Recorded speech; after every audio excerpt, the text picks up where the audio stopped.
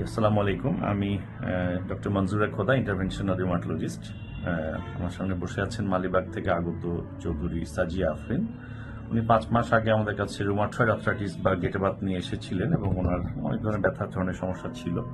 তখন আমরা তাকে অ্যাসেস করার পরে তার রক্তে একটা বিশেষ প্রোটিন টিএনএফ আলফা আমরা মাপিয়েছিলাম, এবং যেটা বেসিক্যালি রুমাটয়েড আর্থ্রাইটিসের বা এই ধরনের ব্যথার প্রধান সমস্যা। এটাকে মাপানো হয় না বাংলাদেশে, বা এখন মাপা হচ্ছে, এবং সেটি বেশি পাবে। আমরা তাকে একটি বায়োলজিক সাজেস্ট করেছিলাম ইউএস এর, সেটি হলো হিউমিরা। ঠিক আছে, তো উনি নিয়েছেন 6টি ডোজ এবং নেওয়ার শেষ হয়ে গিয়েছে গত 2 মাস হচ্ছে, এবং তারপর উনি ফলো আপে এসেছেন। এখন বর্তমানে ওনার তেমন কোনো ওষুধ লাগে না, ভেরি মিনিমাম, এবং উনি খাদ্যাভ্যাস মেনটেন করছেন, এবং উনি দেখেছেন যে খাদ্য অনিয়ম হলেই ব্যথা বাড়ে মাঝে মধ্যে, এবং ওনাকে আমরা এক্সারসাইজের পরামর্শ দিচ্ছি এবং ফাস্টিং এর পরামর্শ দিচ্ছি, যেন আরও উনি এই ধরনের বায়োলজিক ব্যবহার করা ছাড়াই যেন ভালো থাকতে পারেন। তো আমরা ওনার মুখে ওনার অভিব্যক্তিটা জানতে চাই যে হিউমিরা ওনাকে কেমন সফলতা দিয়েছে।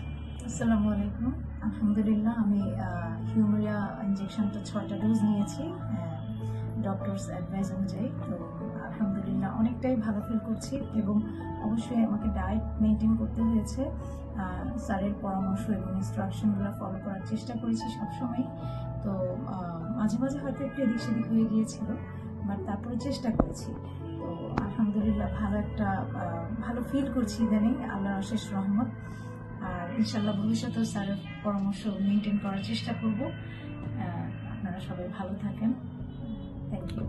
জি, আপনাকে ধন্যবাদ। আর যারা ভাবছেন যে হিউমিরা ইনজেকশন বা এই ধরনের বায়োলজিক কি জীবনভর নিতে হয় কিনা, মোটেই তা নয়। এটা একটা সুনির্দিষ্ট সময় অনুসারে ব্যবহার করলে এটা চর্বির মধ্যে জমা থাকে এবং অনেক বছর সুরক্ষা দেয়, এবং সেক্ষেত্রে খাদ্যাভ্যাস এবং জীবনাচরণ এবং বিশেষ আমাদের ফাস্টিং এর প্রোটোকল আছে, সেটি মানলে দীর্ঘমেয়াদী ওষুধ ছাড়াই ভালো থাকা সম্ভব। আপনাকে ধন্যবাদ।